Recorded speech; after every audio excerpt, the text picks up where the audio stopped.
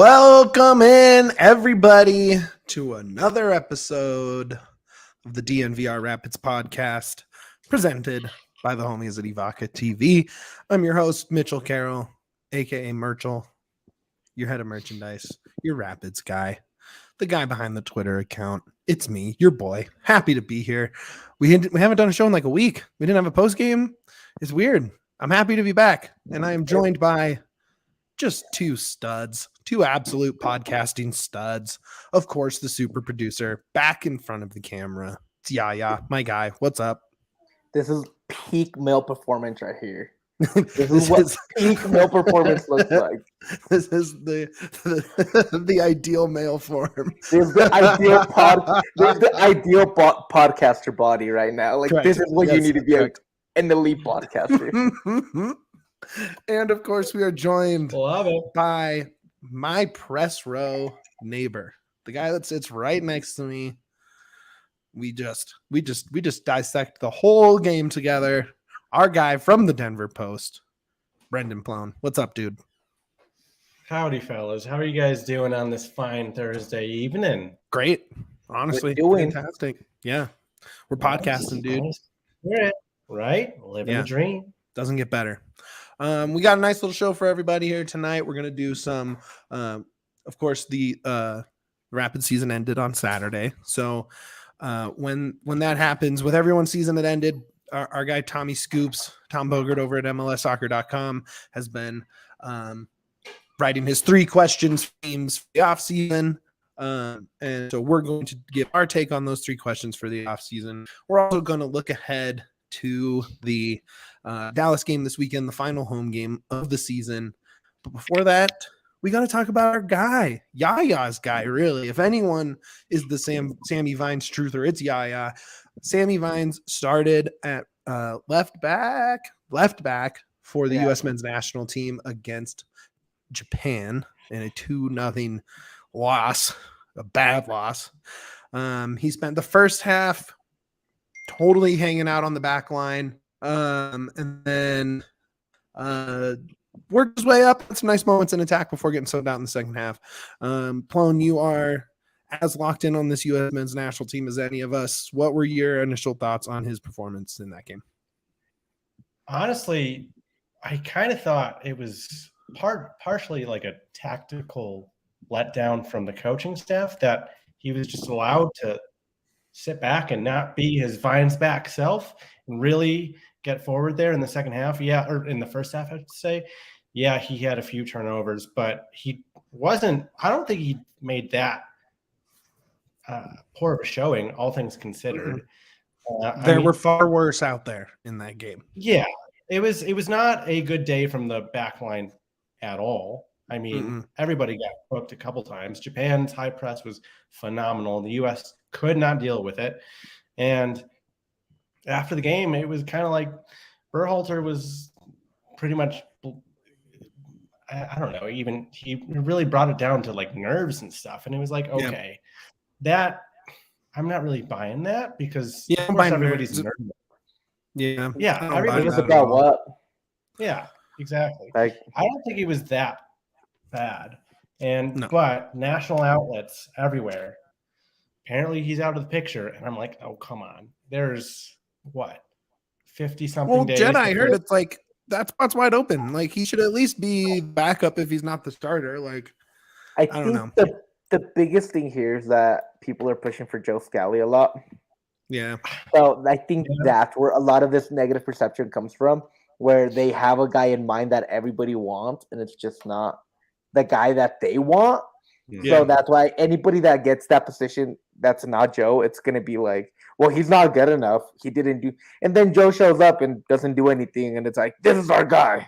He brought a strong second-half cameo appearance, but he was at right back. Serginho exactly. The second game against Saudi Arabia started and went 90 at left back, which to me, honestly, that was kind of concerning for a Vines fans' point of view, because I think he should have at least gotten like a 30-minute cameo performance just to see what he could do. But alas, the window is over. All he can do is just kick butt at Royal Antwerp and keep on doing what he's doing. And you never know. I mean, it is a long time between now and that opener against Wales. So, anything's possible. Today at practice, I asked Robin what he thought of Sam's performance, and he said he was able to watch most of the game, and he thought he made a good account of himself and has been in really good form. Obviously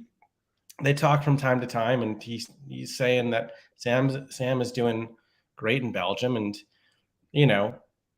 he was kind of like, I just thought he didn't say anything about the negativity or anything. He just thought he had a strong Colorado Rapids like account of himself. So, something to consider moving forward. And then with Ethan Horvath, he's another guy who was Colorado native. Who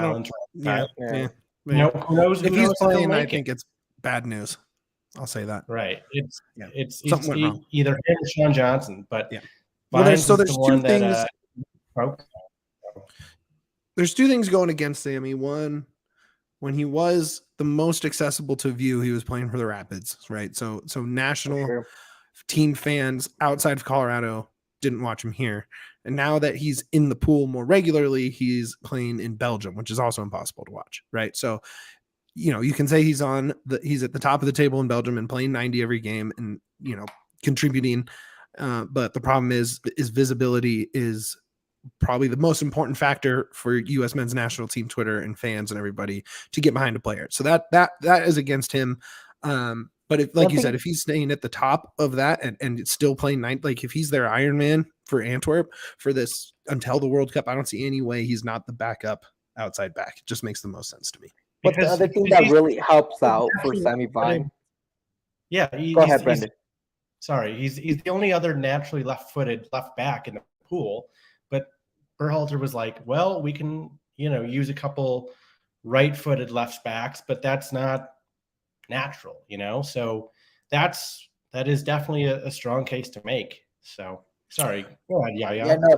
The other biggest thing here, man, is don't base yourself. Just remember who's putting the squad together. Yeah. Berhalter is not the best guy out there to put a squad, in my opinion. I feel like him and Tata suffer from the same thing, where a lot of coaches suffer in the national, but they're afraid of what the media says, and they kind of bunker down on what they believe because they think everything else is wrong because the media's saying it. Yeah, exactly. The biggest thing, so the biggest thing here, I think, with Berhalter is that he's going to make a lot of mistakes with the squad, how every national coach team does. I think one of the biggest ones is Ream not making the squad at center back, captaining a Premier League team. Why isn't he on the squad? So kind of take into consideration the guy that's putting the squad together. Yeah, Brooks not even in the fold at all. Exactly. So it's just you kind of start thinking that maybe this is not against Sammy Vines. Maybe the guy putting the squad together is just not good. Maybe he's not thinking like he should. Who is unfortunately whispering in Berhalter's ear is none other than Anthony Hudson. He got promoted to a U.S. assistant last September. Rapids legend Anthony Hudson. Is that what we're talking about? Yeah. The man with the plan. Yeah. You hate America. So when you're looking at this team, is it tough to see guys from your club, the Rapids, playing in the Stars and Stripes? See, I want to preface this that I don't hate America. I hate the American national team. Very different. Oh, sorry, my bad. Did I say very different concepts and very different presentations of what they are? I meant obviously. So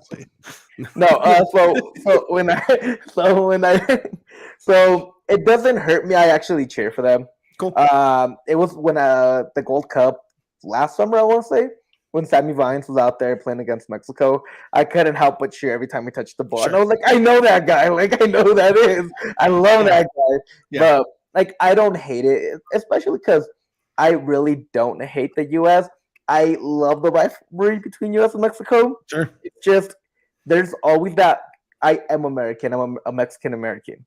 So part of me does want the U.S. to do good, but only to a certain extent because I want Mexico to do better. That's the thing. It's not a one way each side for me. It's like I'm a big fan of Gio Reyna. I'm a big Musa fan. I'm a huge Sammy Vines fan. So like there are like I love Brendan Vazquez. There's just players on these squads that I like that I like individually. So seeing them together and under one banner is always really fun. It doesn't hurt me. I actually just cheer for them, and I cheer for them to do good and the US to lose sometimes. But that's about it. For sure.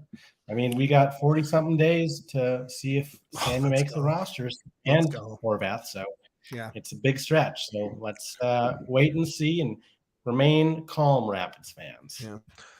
All right. Well, let's jump into some Rapids here. It's Rapids time. That was a good little 10 minutes on our guys, the men's national team. But Your guys. my guys, our guys. This pod is a pro USMNT pod. 2/3 of it is pro USMNT. All right. 30% of the state is Mexican. Tommy Scoops, our guy over at MLSsoccer.com, the insider, the Woj of the MLS, if you will.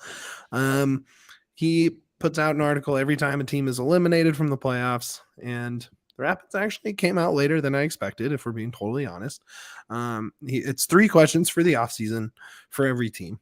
So I want to hear your 2, and I'll offer mine as well, but your answers for these questions, because I think they're really good questions. They are a little broad, but I do think it's fair because it really can help kind of narrow down the narratives and the storyline for this offseason. So question 1 from him was 2022 more about bad luck or regression? Yeah. How about you kick this one off? Was it bad luck this year? Was it regression? What is your take? I want to say it's a 20-80. 80% bad luck, 20% regression. Sure. Last year, what the Rapids did was everybody played at the highest level. Mm-hmm. Everybody was perfect, basically, to their capabilities.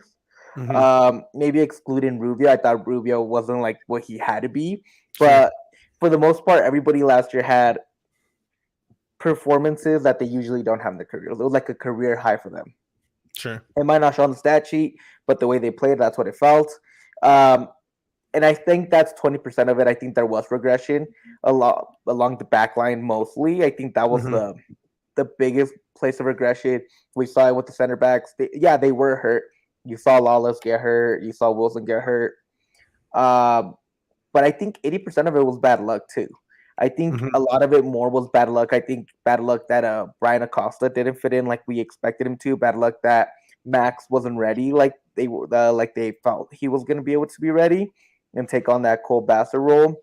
Mm-hmm. I think it was also bad luck with injuries. We saw it all year long. Jack Price only played, the article was saying, over 1,100 minutes, barely. Yeah, so not a lot. So that injury, bad luck was horrible for them this year. So I think a lot of it was bad luck. And if you look at the scores too, there was just games where they had horrible luck that they could have won. So it is what it is. I think next year they'll be better. That's fair. It's fair. Like you want to blame regression, right? Like our guy B-Ray in the comments is saying it's regression, but I think regression, there was only regression for me for only a couple positions, right? Like it really comes down to injuries and losing depth, losing your plan almost immediately, right? Like Galvan going out before the season started, Keita going out before the season started, Jack Price missing almost half the games this year. Mm-hmm. Wilson had, like you said, you already hit the injuries along the back line. The biggest one for me is the wings seem to regress, right? I think we got a lower outcome than expected. I think, if you replay the season, I've said this before, I think if you replay the season, 100 times, this is one of the probably 5 worst outcomes based on talent, based on who's on the roster, based on the coaching, based on how the schedule broke all the time for them. And it just felt like they just kept shooting themselves in the foot. And it was just like the worst possible outcome all the time. But you just didn't get your best from places you need it. Combine that with injuries to critical people. And I don't know. I believe in positive regression. So I do think that some of these guys who had down years will have good years next year, or at least average. We'll see. I don't know, Brendan, where you stand on that one? I'm kind of torn because so much of this team was like because they shot themselves in the foot and they didn't have to. And that's not necessarily regression, as Sure. I agree much. But of course, injuries played a huge part. And missing Jack Price was obviously devastating because he missed essentially from June till September. He played like 1 45-minute half against Minnesota. That's it. And obviously that takes a big toll. But a lot of it, I think, was just last year, yes, they punched above their weight. This year, it was like, at times, it looked like a steep regression from the defense, particularly. Because if you look at it, who left? Because Austin Trusty left, Cole Bassett left, Sam Vines left at the end of August last year. Yeah. Badgie, Costa. Gustavo Vicey has taken a while to adjust to new formation. Abubakar Keita got hurt. But even still, like, some of the backline regression was like, oy vey. Midfield, I blame that. I don't know. That's kind of a tough part of the field right there. Wingers, agree, Yaya down for sure. Barrios, just didn't. While he was dangerous at times, it didn't necessarily show up on the stat sheet, and that obviously proved to be decisive. Johnny Lewis was, hit or miss all year. Some games he would be absolutely on fire. Other times he'd be like, all right, I think of like the Nashville game where they just really shut him down. Just a few games where he looked not himself. So, and forwards, they were good, but they didn't have any support. So 30%, I don't know, 60-40, 60% like regression, but not like some more steep than others, but not like awful. 40% just bad luck. I see. The thing is that I feel like the bad luck went into the regression. Yeah. That's my thing. So there was so much bad luck that it felt like regression. That's the way I look at it. Because I saw Jonathan Lewis run down the wings and just miss wide open shots. And sometimes it wasn't regression. He just couldn't finish. And it had nothing to do, like, that's who he was last year. He just got a better shot last year. A better cross. That's why I feel like it's more of a luck thing. Because it feels like a lot of that luck was masked by regression. And that's there's obvious points that you look at regression. But if you go back and look at the games, you'll see that Rubio and Jonathan were effective. You'll see that they were doing what they had to do. They just couldn't get that final pass. Whether it's because the other team had the book on them, was it because Rubio just missed it or whiffed it, like sometimes it happened, or was it Zardes wasn't making the right run at that moment? It felt like a lot of the time it was because of the bad luck made it seem that it was regression.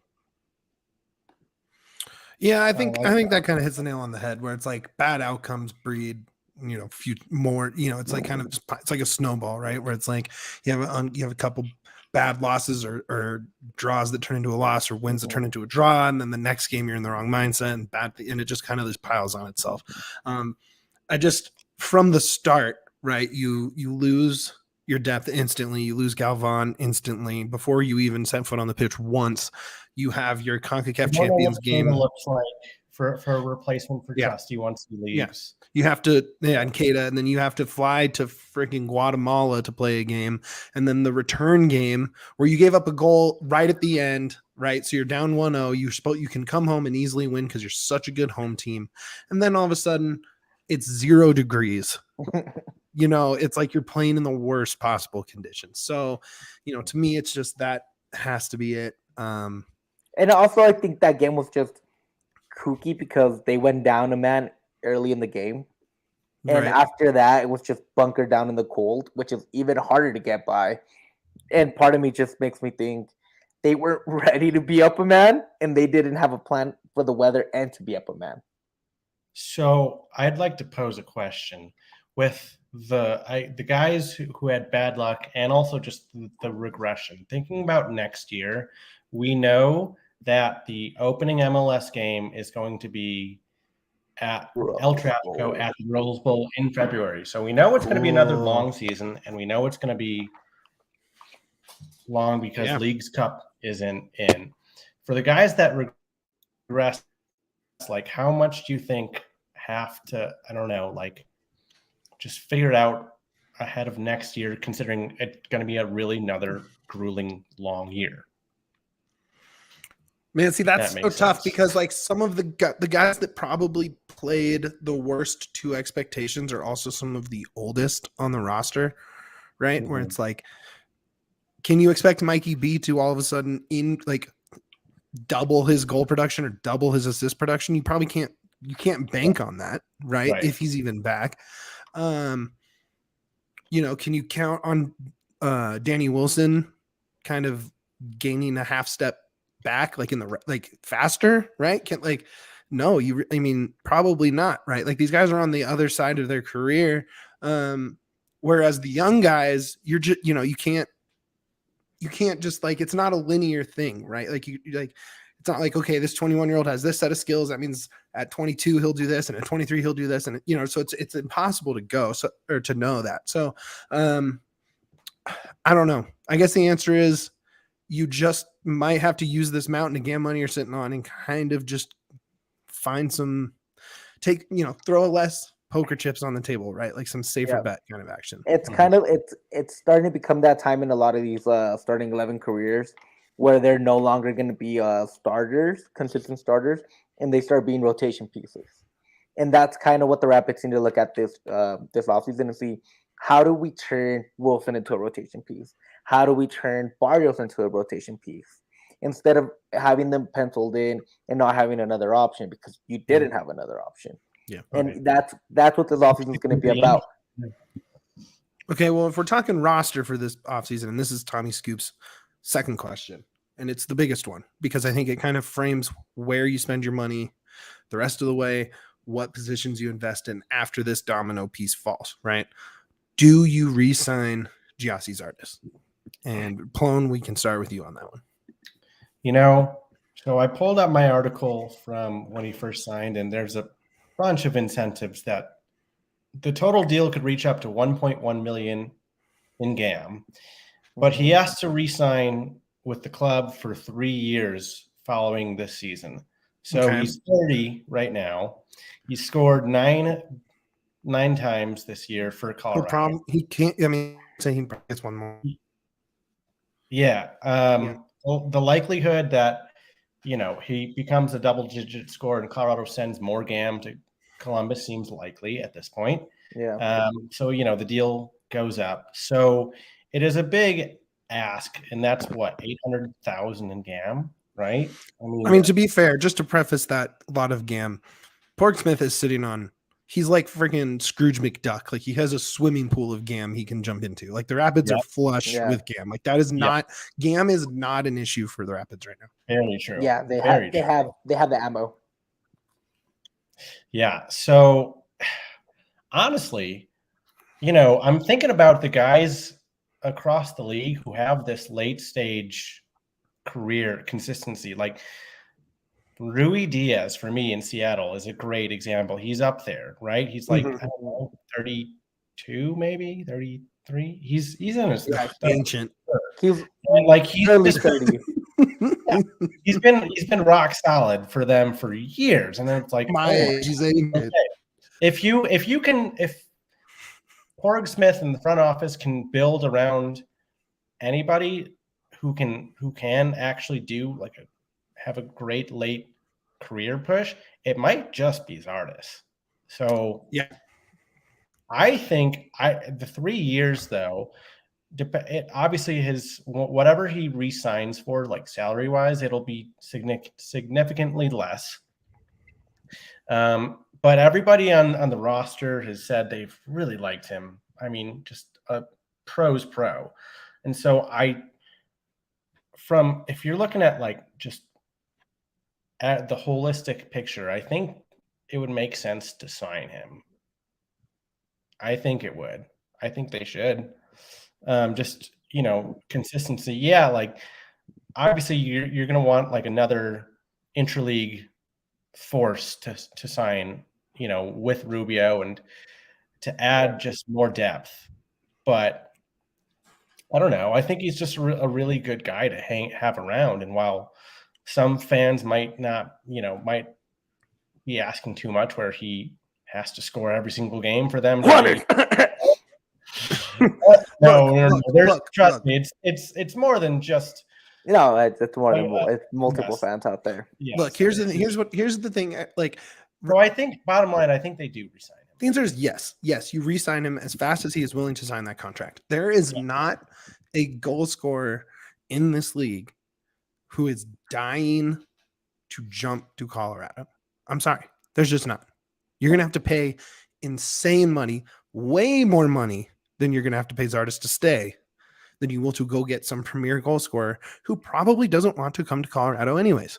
And assuming that they want to come to Colorado is such a stretch. I see all these ideas on Twitter. It's like, it's not like throw out all the names you want. They probably don't want to play, like maybe, but at least Columbus has a reputation from internationally from the US always playing games there, right? Like there's like, it's just like if he says yes, you keep that Rubio Zardes pairing together instantly. Like you have that contract sitting there waiting for him, and if he signs it, great. If he doesn't want to, you move on to plan B. But probably plan A, B, and C should be involved with Zardes staying. See, like I've been flip-flopping so much on this because I love Zardes. I love what he's come in and done for the Rapids these last culture is huge. Culture's a big thing. It is, but it's also like you got to be aware what you're paying for. If you're going to pay him as a starter, he might be going into those Danny Wilson, Lawless roles where he's better suited as rotation coming next season. What if he starts having that regression that all these other Rapids players have? You're right. Zardes has been great. He's done a great job, but you also got to be aware that he's getting up there in age, and this could have just look how long it took him to adjust, and we just don't know physically if he's going to be the same next year because of age. He's been playing for a long time. He played for the US. He played a lot of games. Yeah, he does have a lot of miles. That's for sure. Exactly. So there's just players that when they hit that a certain age, they hit a wall.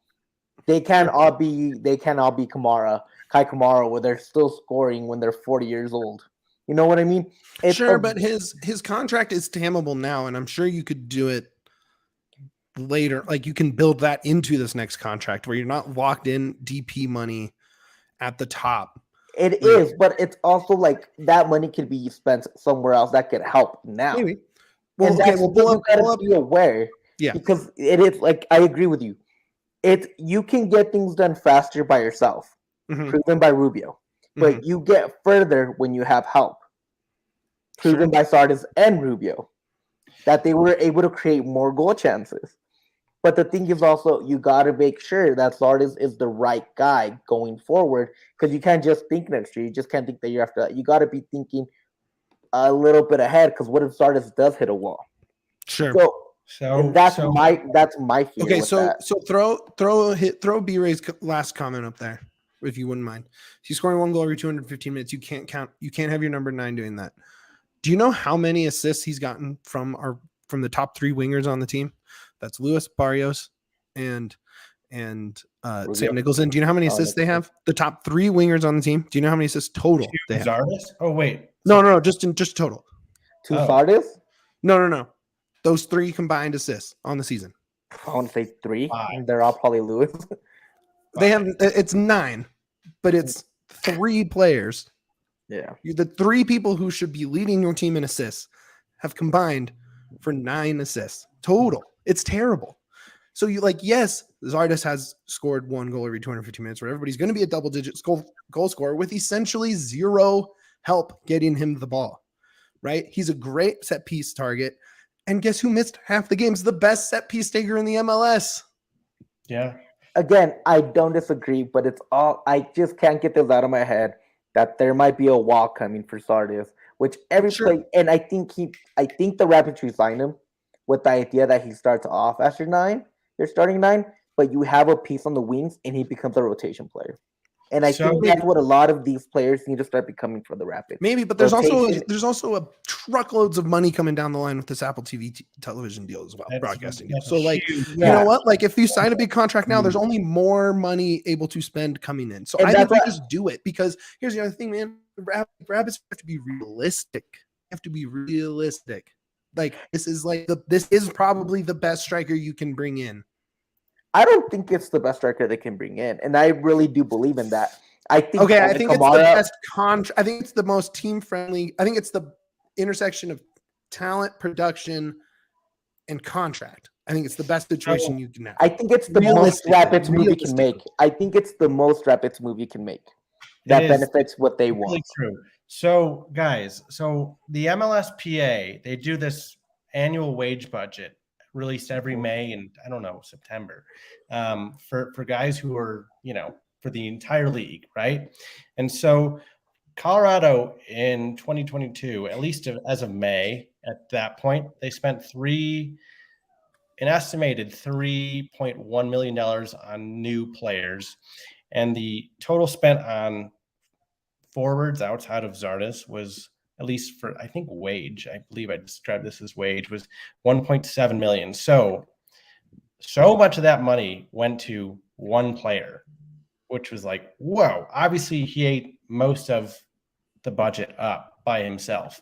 So that's why if he does resign, it's going to have to be like a friendly contract. Yeah. Because that's just the way that the Rapids have always done it. I mean, they've only ever even signed like 4 guys who were estimated to be like, $1 million a year kind of, you know what I mean? Yeah, for sure. An expensive guy kind of way you think. Exactly. So whatever happens, if they do sign him, it's going to be, a friendly contract that's probably favorable to all parties, obviously. So another huge thing, that coaching staff loves him. Locker room. Yes. Oh my God. Front office loves him. He is like a huge culture piece. Huge 100%. culture piece. And you can't put a dollar sign on that either. Like you can't. That's such an intangible that there's no value on that. And that's why I think it could be a huge thing why Colorado ends up signing him again, because he is just a guy that everybody in the locker room just naturally gravitates to. Yeah. So, I think that's an intangible. I think that's an intangible that could either be really good or it could go down the wayside. Because if you're basing off your contract and basing off the player by who he is, but that's obviously he's a double-digit goal scorer. You're basing it on that. Yeah, okay, in a full season, but who's also a good locker room guy. Yes, but there's a locker room guy first. Again, we're talking about Zardes as if he's a 27-year-old. That it's a no-brainer. It's not a no-brainer in my opinion, because I'm not thinking. I have no players in my mind when I think Zardes, and I like Zardes. But it could also become the issue that, he's such a great locker room guy that we need to have him back without looking at how he fits in the future. I want to see him play a whole season with Price, man. So bad. I do too. Don't get me wrong. But my whole basis is I love Zardes and I hope he comes back. But I hope he comes back with the idea that you're going to get a lower paycheck and that your spot is also not a guarantee. And I think St. Louis is like, hey, come join this team. We'll give you, we'll pay you well over $1 million, and so that's always a possibility too. And if that happens, let it be. It is what it is. Yeah, maybe Charlotte or Cincinnati or like one of these young clubs tries to just throw a bunch of money at him. That's possible. Yeah, but that's the thing. You got to be aware of what you're getting to. You can't overpay just because that's your only option. Quote unquote. Set a level that you're prepared to offer him. Put that. That's why I said have that contract ready to go. And not just the contract, although his role, you got to talk to him and be like, hey, man, there's also a chance we bring somebody else in, and you're not gonna get the full 30 games, the full 34 that you get every year. You might get 28, and that's gonna be in spot minutes. You might get 30-minute games here and there. You might have a full game one week, and the next week you don't see the pitch at all. And that's that's where you got to let him know that there's not a guaranteed starting spot, but you're going to be an active part of this team. And I'm not saying that's trouble breaking up Zardes and Rubio when they've combined for 32 goal Oh, hell no. contributions. I'll break them up any day of the week if crazy. you can get a better option. That's my thing. But like saying they can. Obviously, I'm not saying that Zardes is the best option. I'm saying it's the most realistic option. There's a million options. There's a million, like you could back up the truck for whoever you want, but it's not like, is it realistic? Are the Cronkies going to do it? That's my thing. It doesn't have to be realistic, but you got to leave that door open. You can't close it with the Zardes contract or with the Zardes promise, even if it's a spoken, like you're going to get most of these games. You're number 9. You can't do that. You just can't close that door to other players. I think there's bigger problems on this roster than Zardes. There is. You can worry about it going forward, but why not, if there's a double-digit striker who plays well off Rubio, who wants to be here, sign him and go get some center backs. Like worry about improving the parts of the roster that are not doing well, not the parts of the roster that are not broken at all. The question was, do you resign Zardes? And I'm telling you resign him, but with a caveat that you're not a guaranteed. Sure. That's my only caveat. You got to remember that you can't close your doors to anything else out there because you never know who wants to come. You never know what deals you can make. These deals happen all the time. Look at Ricky Puig. He came to the MLS as a 22-year-old. Los Angeles. Yes, but he still came to the MLS when he could have gone to a lower tier Premier League, first division. He could have gone to a Spain team. Yes, but Los Angeles doesn't mean anything when you could have played a higher level football. It means something when it does, though. Market definitely matters for international guys. Market matters 100%. It doesn't matter when you're 22 years old. That's my thing. Would you rather be, if you're a 22-year-old from Spain, do you want to be a millionaire in Los Angeles or Denver? Which one? What's the appeal to you as an international guy? I'm not saying that, oh my God, Ricky Puig. I'm saying that you never know what deal could come down the pipe, even intra-league. That's what I'm saying. Like I don't think Los Angeles went into that transfer window thinking Ricky Puig is available. I think it just kind of found their laps and they're like, oh my God, we can do this. And you just never know which deal could fall in the Rapids' lap. Sure. That's my point. The way that MLS roster constructions happen, because you only have a certain amount of slots for international players and, U22 signings, and there's so many buckets that you can fill spots in that the Rapids obviously have a lot of options, but they're always so selective about it, and you don't know exactly. Sure. Yeah.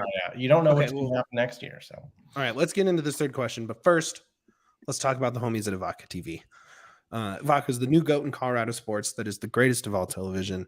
Evoca TV delivers amped up sports coverage for Colorado fans featuring Altitude Sports, AT&T Sportsnet, and the NFL Network. There's only like a week of Rockies left, guys. Get in on it while you can. You have one more game of our guys over at Altitude calling the Rapids. So get in on it while you can. Get the most regional content for the lowest price for sports in Colorado, all in crystal clear HD, while using less bandwidth and enjoy over 60 entertainment channels, including news, movies, and more. Turn your home into the ultimate game viewing zone. You can even stream your teams from your phone, laptop, or tablet when you're on the go. You can also add on a discounted Sling TV bundle to get ESPN and more. Evoca is only $25 a month plus a $5 receiver fee. Right now, Colorado sports fans get $10 off per month for your first 3 months. To score this deal, go to evoca.tv/Colorado10. That's EVOCA.tv/Colorado10. No contracts, no catches. Evoca is TV made for champions of the remote. Thank you, Evoca TV, for sponsoring our show. Okay, last question from Tommy Scoops. Who is the next big intra-league addition?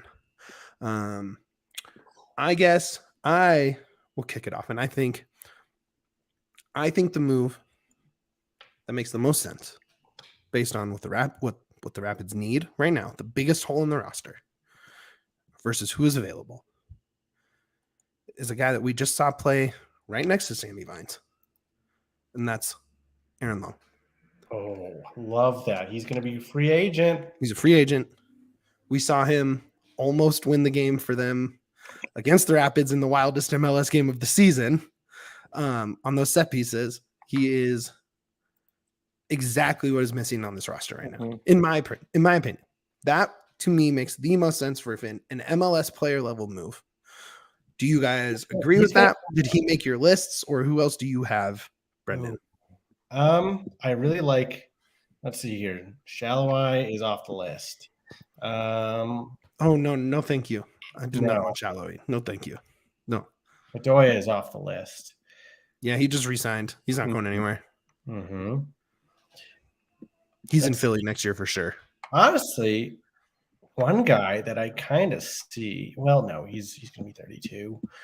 One guy who might be really interesting is Alexander Cayens from New York City FC. He's 30, but he's made 150. Rapids love the 30-year-olds, dude. Love them.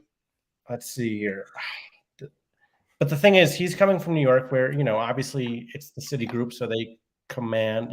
He kind of expects a certain wage, and Colorado will have to match that. That's the same thing with Long, because Long is absolutely going to be the number one free agent that every single MLS team says, yes, we need him to make our team better. So the Rapids are going to be in big competition for, whoever they go after, or even they might even try and go after somebody who's not yet a free agent. But I don't know. It would make sense that they'd go after somebody like another central defender. I think that would make sense. Yeah. For sure. Have on you. I like Alexander Cayens from New York City FC. So I like that. Get Taos Magno too while you're at it, please. Thanks. Right.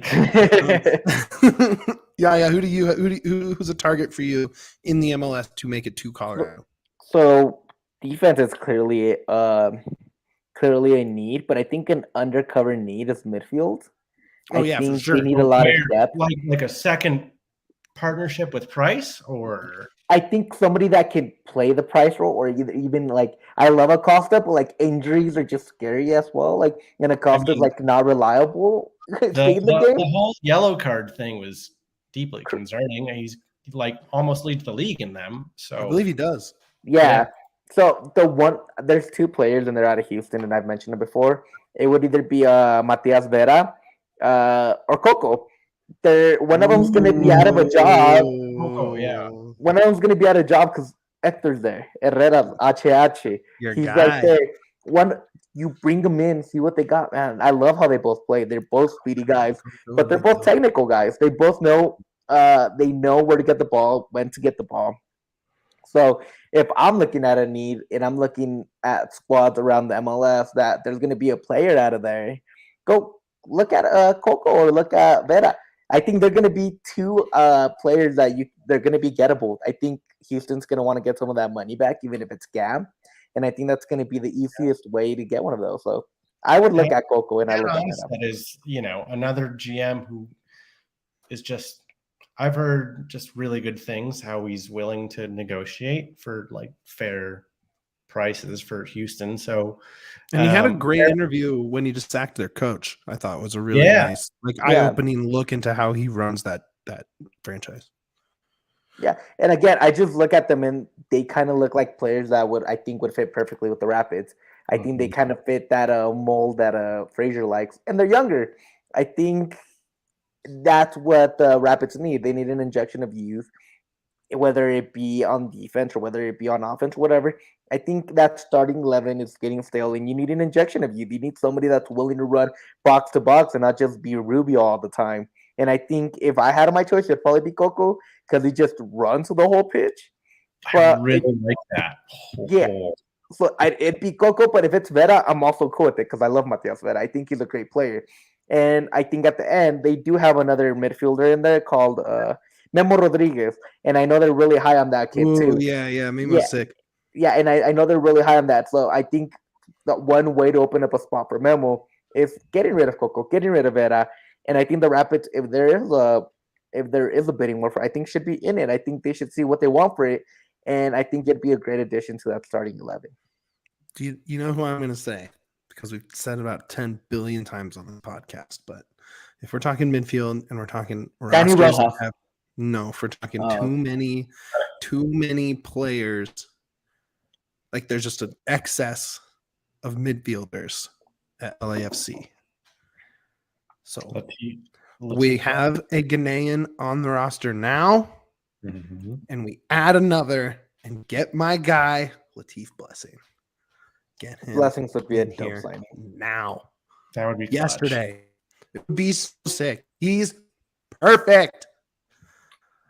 Make it happen. Okay. There's I one think other that, player I want real quick. There's one other Ooh. player that I would love that I think is gettable, but it's going to come pricey. I know who you're going to say. Can I guess? Go ahead. I think I know who you're going to say. Do I know who you're going to say? Is I don't know. Is it Maybe. Brenner? Is it your guy? No, not Brenner. Brenner's not gettable. Brenner at this point, that would have been last. No, You had that. there. Yeah. You had that. Yeah, early. that should have been last transfer window. It's too late to go for Brenner at this point. Vazquez. No, not Vazquez either. Vazquez, these dudes are no longer gettable in my opinion. I know. Like, unfortunately, they're no longer. No, it's they're from San Jose. There's two of them, and I think they're gettable.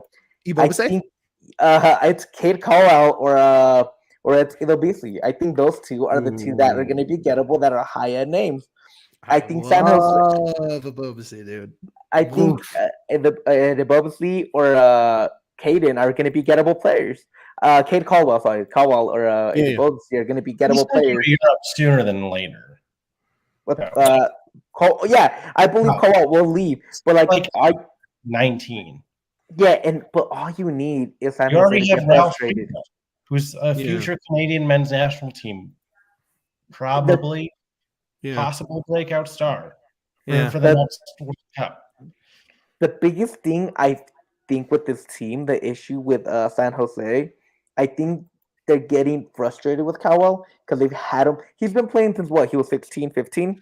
Yeah, 3-4 years. And I think they expected him to already be what they wanted him to be. And I think he's there. I don't think so. I don't think it's what they expected to. Yeah, I think he's there for everybody else. But I think since San Jose has had him for so long and they wanted him to be the guy for so long because they promoted him at 16 years old. I think they wanted him to be a 17-year-old phenom. Oh, wow. That's a really good call, B-Ray.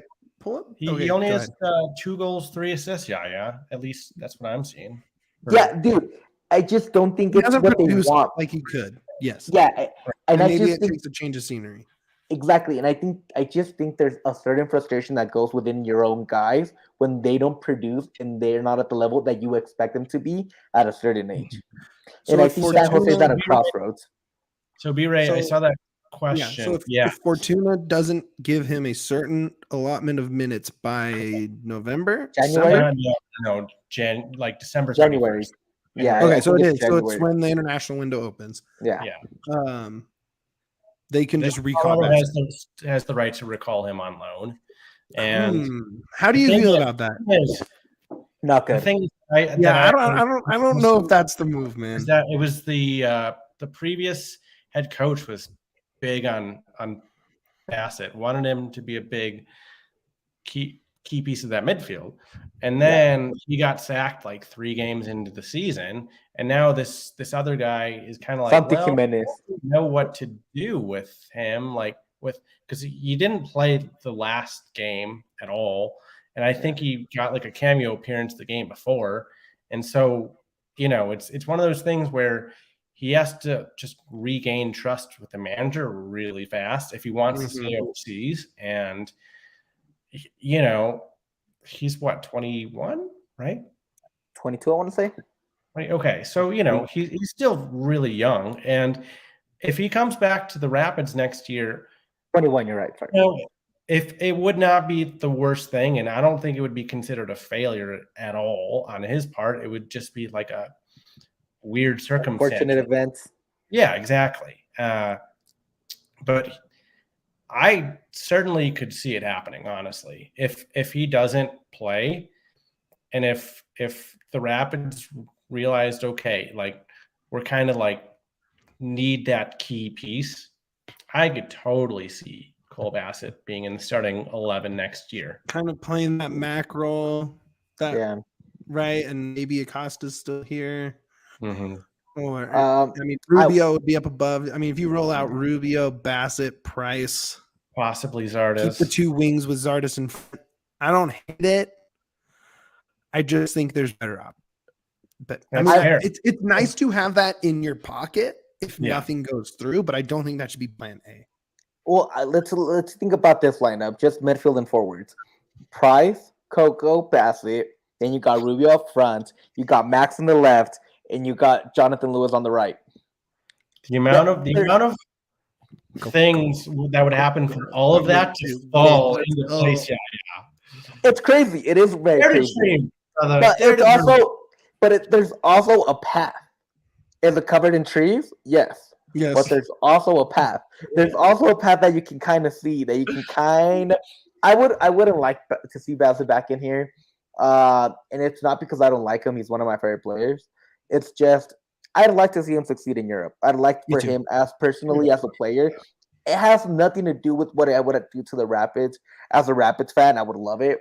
But as a trying to cheer for the Colorado kids to do good in Europe, it wouldn't feel good. It wouldn't feel good to have him back. And again, it's not his fault. It's not his fault. He's not Santi Jimenez, you know? It's not his fault that the coach doesn't love you. Like, it's just not like, I'm sorry, like there's how many, like, it really, like, it happens all the time in every league that this player thinks he's getting this great opportunity. And then the whole front office or the whole coaching staff changes and your plan is gone. Like, you're no longer who you thought you were. It's tough. Yeah. All right. Well, let's look ahead to this weekend. We're going to have a lot of off-season talk. Brendan will definitely be joining us throughout the off-season to break down news and rumors and react to stuff throughout the league. So we can definitely dig into that more, but that kind of helps us kind of look forward and set the tone there. We got the home finale this weekend, boys. We got the last home game. I have not been to a last home game that wasn't a playoff game ever. This will be my first time doing that. Tickets are dirt cheap, so use Game Time. Get your tickets. Use the link in the show notes right down there. It helps us out. It helps us out a ton. Keep us employed. Keep me and Yaya employed. Use the Game Time link right there. Keep the DNVR Rapids going. Yes. If you're gonna go. Obviously, you're gonna have the tailgate. Should be fun. Should see all the usual cast of characters if it's the last one, minus a certain Denver Post reporter. Yeah, I fellas, I got a wedding down in Durango. So yeah. It's my old sports editor, and him and I are still great friends. So of course I'm not going to miss that. No. I know. I thought when it was first announced, like way back in, like, I don't know, when the Avs were still in the Stanley Cup playoffs, it was like, yeah, we thought, like, yeah, the Rapids are away, that's fine. And then I looked, I'm like, oh crap, that's the home finale. Yep. You messed up, don't worry. I'm still writing a preview, and we'll have two stories hopefully for the weekend. So and we're also not having Matt Pollard. Yeah, my whole press row crew is going to be gone. Just me and Keith hanging out. And Brian drinking Jennings. BCs. Brian Jennings sits by himself up top. That's true. I'm going to make him come down and sit with us. Don't let him be. Let him watch the game. That's true. Don't bother him, Mitch. I am obnoxious on press row. So the game itself. Robin Fraser said specifically that until they were eliminated, they weren't switching the mode to play the young guys. Play the guys you need to know whether you're going to keep around. They were going to put the best 11 they thought would win. But then LA did them the favor of eliminating them on Saturday by beating San Jose. So I guess, Brendan, you were there today. You talked to Coach. Yep. And is it that time? We're going to see Max, Gus, Yappy. Who else do you have to make a decision on? Mikey. I think some players will get the start, but I don't think you're going to see entire play the kids roster because there's still a lot to play for. As crazy as it sounds, for like there's a Rubio's goal record, yeah. Well, and like honestly, kind of if the players are low key being selfish, there's incentives to play for if they. That's true. Minutes. Yeah, maybe.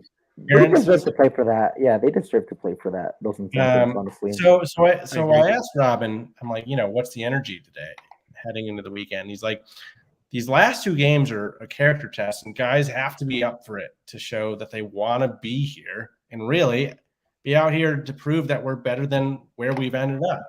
So with that kind of quote within the context of this weekend, like, I think we will see appearances by the youngsters for sure. And, a whole host of Rapids 2 guys were training with them this week, but obviously none of them are eligible because it would have to require a different contract for them. Like, are we going to get a Mayaka signing maybe? No. He has had 0 minutes this year. No. Well, is he? No, just kidding. I think Mayaka's available to. Yeah, Mayaka's been on the end of the bench most games. Right. He could. I wouldn't be surprised if we see Marcanic, Ralph, Please play Ralph. I don't right? Like, just like play the exciting kids. Give Drew 30 minutes, man. Give Drew 30 minutes. Put him in at the 60-minute. Let him come out. Get the applause as he comes onto the field. Because it could be the last sad. time. It's sad. No, it's just sad, man, because I keep thinking about Yaya.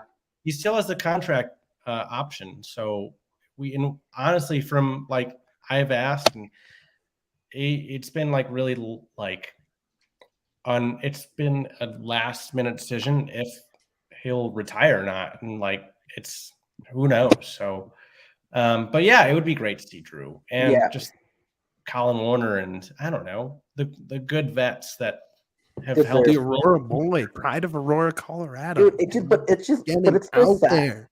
It's still sad, man, because I keep thinking about Yaya Torre. Yaya was finally getting in his rhythm. Yaya was starting to take that role from Nicholson. Why are we doing a sad ending to the show, man. dude? Yaya was coming in and just like he was about to take that spot from Nicholson. I am 90% sure that Nicholson was about to be on the other side. And seeing him like not play anymore, just like so disappointing. Because these last two games vibe off a cliff, Wile E. Coyote style, dude. Jesus. I was thinking about like, who do you play? Who are the kids? You can't play Ali LaRoth. Mayaka could play, but I don't think he is. I mean, Ollie's back. Who cares? Play him. Play him. Play the 5'2" magician. Play him. Well, Michael Edwards and Seba Anderson are on loan with the switchbacks. So exactly, those homegrown players are. It's Ralph. It's Max. It's Gus. That's it. And Yappy. Marcanic. Yappy. Mayaka. Yeah. But you don't get the real potential guys except for maybe Ralph and Yappy. Yeah. You don't get I want to see Rubio go for it. B-Ray's calling the Hattie. Let's see it. We've only had one hat trick this year? Was Zardes' hat trick at home? Why not? Why not get the goal record in front of C38? That piece would be going nuts, man. I'm all for it. Do you guys have you guys want to do we'll wrap it up just really quick. Oh yeah, you're right. Gus is definitely playing because I forgot Lawless is out. Lawless has to yellow accumulation, right? Let's do predictions, score predictions, goal score predictions. Brendan Ploen, you're on the hot seat. Go. Every time I've done score predictions for no matter what podcast I've been on, I've gotten it wrong. So I think Dallas is going to win 1-0 and hope. Jesus Christ! If they win 1-0, you're never coming back on the show. Well, secretly scores 2 goals. I know because every time I've made a prediction, I'm like 0 for 4 this year. And it's gone horribly south. All right, well then in that case, good prediction. Yeah. What about you? I'm gonna guess 3-2 Dallas. I think Ferreira gets. Is Ferreira playing or is he not? Because I don't see why it wouldn't. I think Ferreira gets 2. I think Ferreira gets 2, and Ferreira needs goals too if he wants to lock down. So I think he's coming in motivated after seeing the US play. After blowing another wide open chance for the 3rd straight men's national game he started. Yeah, it's the US. It is what it is. I think Rubio gets a brace, and I think Ferreira gets a brace, but I think Dallas gets another goal. I don't know. Brace ties the record. Brace ties him with Cole Bassett for the not Cole Bassett. Connor Casey. Sorry. Connor Casey. Wrong sound. I think the Rapids just score some goals, man. I think there's no pressure. Nope. I think there is. They have literally at this point they are only playing for pride. There's no pressure to not make mistakes, because that's when you make mistakes. Just go out, kick the ball around, get Rubio some goals, get Zardes his 10th, and win it 4-1. Oh, feeling dangerous. Spicy. High flying. I like that, actually. He's a little Yasolina in him, a Mercholina. I'm turning it up, baby. All right, Brendan Ploen, plug your stuff, dude. Where can people find you, read you, all that? At Brendan Ploen, if you and then on the Denver Post website, if you just search under sports and under the Rapids, all my stuff is there. I've got a big few